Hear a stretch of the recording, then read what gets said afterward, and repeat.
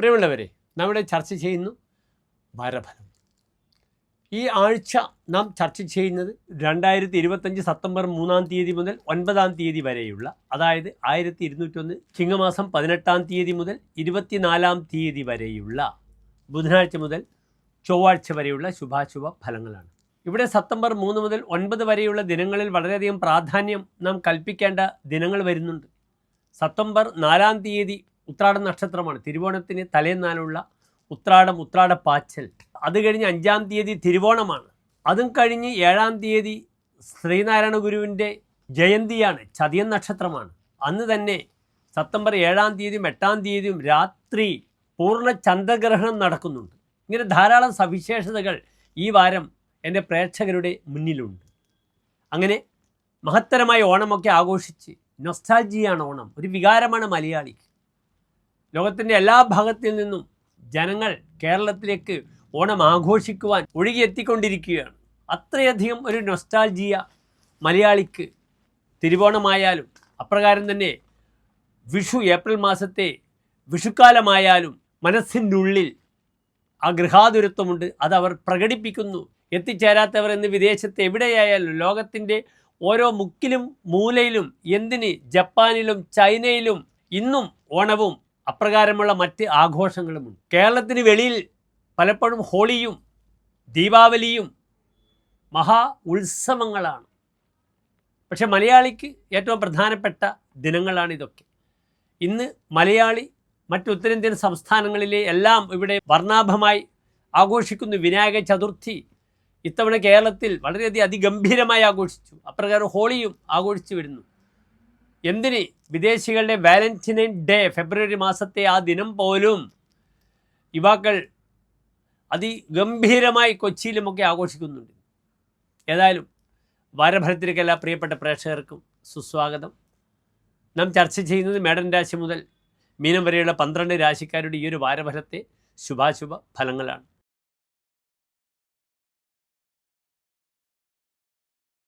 ഉത്ര നക്ഷത്രത്തിൻ്റെ അവസാനത്തെ 45 നാഴിക, അത്തം ചിത്ര നക്ഷത്രത്തിൻ്റെ ആദ്യത്തെ 30 നാഴിക വരുന്ന 2 നക്ഷത്ര സമൂഹം. ഇവിടെ കന്നിരാശിക്കാർക്ക് ഈ ഒരു വാരം രാശിയിൽ ചൊവ്വയാണ്, 4-ാം ഭാവത്തിൽ ചന്ദ്രനാണ്, 6-ൽ രാഹു, 7-ൽ ശനി, 10-ൽ വ്യാഴം, 11-ൽ ശുക്രൻ, 12-ാം ഭാവത്തിൽ സൂര്യൻ, ബുധൻ, കേതു. ഇവിടെ കന്നിരാശിക്കാർ ശ്രദ്ധിക്കേണ്ടുന്നൊരു വിഷയം, രേഖാപരമായ ബുദ്ധിമുട്ടുകൾക്ക് പോകാൻ പാടില്ല. തൻ്റെ വിലപ്പെട്ട രേഖകൾ നഷ്ടപ്പെടുക. കർമ്മമേഖലയിൽ, ഉദാഹരണമായി ഓഫീസിൽ താൻ ചെയ്യുന്ന പ്രവൃത്തി, ആ സമയത്ത് തനിക്ക് വേണ്ടുന്ന രേഖകൾ നഷ്ടപ്പെട്ടു പോവുക, കൈമോശം വന്നു പോവുക, യാത്രയിൽ കൊറിയർ ചെയ്യുമ്പോൾ നഷ്ടപ്പെട്ടു പോവുക, ഇങ്ങനെ ധാരാളം ബുദ്ധിമുട്ടുകൾ വരും. ഡോക്യുമെൻറ്റേഷനുമായി ബന്ധപ്പെടുന്ന ബുദ്ധിമുട്ടുകൾ വരും. അതിലൂടെ തനിക്ക് ധാരാളം ക്ലേശങ്ങൾ, മാനസിക പ്രയാസങ്ങളൊക്കെ വരും. അത് തൻ്റെ ജോലിയെ ബാധിക്കും. വളരെ ശ്രദ്ധിക്കണം. ഉത്തരവാദിത്തങ്ങൾ പലപ്പോഴും കന്നിരാശിക്കാർക്കൊരു സ്വഭാവമുണ്ട്. പലപ്പോഴും അവർ ചൈൽഡിഷായി പെരുമാറും. കന്നി ലഗ്നവും കന്നി രാശിക്കാരും. കുമാരഹ ബുധ, ബുധൻ കുമാരനാണ്. കൗമാരക്കാരുടെ ചില ചാബല്യങ്ങളൊക്കെ കാണിച്ച് ശ്രദ്ധിക്കാതെ, ഓർമ്മയില്ലാതെ അവിടെയും ഇവിടെയും ഒക്കെ വെച്ച് ബുദ്ധിമുട്ടുകൾ വരും. ഈ വാരം നിങ്ങൾ ശ്രദ്ധിക്കുക. കന്നിരാശിക്കാർ നിങ്ങളുടെ മക്കളുണ്ടെങ്കിൽ സ്കൂളിൽ തങ്ങളുടെ മേശയിൽ അവർ തങ്ങളുടെ ഇൻസ്ട്രുമെൻറ്റ് ബോക്സ് അല്ലെങ്കിൽ പുസ്തകങ്ങൾ അവിടെ വെക്കും, അല്ലെങ്കിൽ ബാഗിൽ എന്തെങ്കിലും നഷ്ടപ്പെടും, യൂണിഫോമിൽ എന്തെങ്കിലും ബുദ്ധിമുട്ടുകൾ വരും. ഇതൊക്കെ വന്ന് വീട്ടിൽ അസ്വസ്ഥത ഉണ്ടാക്കും, കുട്ടികളായാലും പ്രായമുള്ളവരായാലും. അതിനാൽ സഗൗരവം ഈ ഒരു വിഷയം ശ്രദ്ധിക്കണം. ഭൂമി ലാഭത്തിന് ഏറ്റവും നല്ല വാരമാണ്. ഒരു ഭൂമി ലാഭം കാണുന്നുണ്ട്. ഭൂമി കാരകനായ ചൊവ്വ ലഗ്നത്തിലും, അത് സഹായപതിയാണ്, സഹോദരന്മാരാണ്.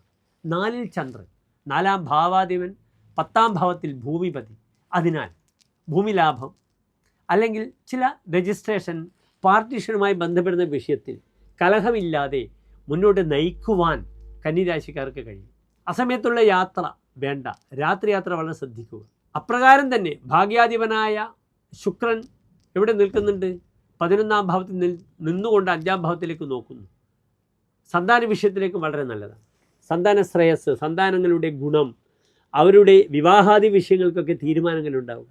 അതിനുവേണ്ടി വീട് മോഡിഫൈ ചെയ്യുക, മോടി പിടിപ്പിക്കുക, അതിനുവേണ്ടിയുള്ള ധനസമാഹരണം നടത്തുക, സ്വർണം വാങ്ങുക മുതലായവയൊക്കെ ഈ ഒരു വാരം എൻ്റെ പ്രിയപ്പെട്ട പ്രേക്ഷകർക്ക് സ്വീകരിക്കാവുന്ന സമയമാണ്. ഈ ലഗ്നത്തിലെ ചൊവ്വയും 7-ൽ ശനിയും ശാരീരികമായി BP പേഷ്യൻസ് വളരെ ശ്രദ്ധിക്കണം. ശിരോജന്യമായ രോഗങ്ങൾക്ക് കൂടുതൽ സാധ്യതയാണ്. പറമ്പത്ത് സഞ്ചരിക്കുമ്പോൾ മുകളിൽ നിന്നും വീഴുന്ന തേങ്ങ, ഇളനീർ അല്ലെങ്കിൽ മച്ചിങ്ങ മുതലൊക്കെ വന്ന് പരിക്ക് വരാം. 2 വീലർ ഉപയോഗിക്കുന്നവർ ഹെൽമെറ്റ് ഇല്ലാതെ യാത്ര ചെയ്യരുത്. വലിയ ബിൽഡിങ്ങിന് മുകളിൽ നിന്നും എന്തെങ്കിലും കമ്പി കഷ്ണമോ വാർപ്പിൻ്റെ കഷ്ണങ്ങളോ കല്ലുകളോ പതിക്കുക, ശിരസിന് പരിക്ക് വരിക. അതിനാൽ യാത്ര ചെയ്യുമ്പോൾ ഹെൽമെറ്റിലൂടെ 2 വീലറൊക്കെ സഞ്ചരിക്കണമെന്ന് മാത്രം. നടുസംബന്ധമായ അസ്ഥി സംബന്ധമായ ബുദ്ധിമുട്ടുകൾ ശ്രദ്ധിക്കുക.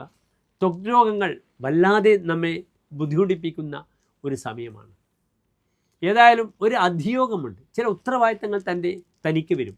കർമ്മമേഖലയിലുള്ള അശാന്തത പരിഹരിക്കണം. ഇവിടെ നരസിംഹക്ഷേത്രത്തിൽ ബുധനാഴ്ച തന്നെ പാനകം, തുളസിമാല, ശത്രുസംഹാര കുരുതി അഥവാ സുദർശന പുഷ്പാഞ്ജലി വഴിപാടായി സമർപ്പിക്കുക. എല്ലാ കന്നിരാശിക്കാർക്കും ശോഭനമായൊരു ഓണം, അതിനുമപ്പുറം നല്ലൊരു വാരത്തെയും പ്രാർത്ഥിക്കുന്നു. നന്ദി, നമസ്കാരം.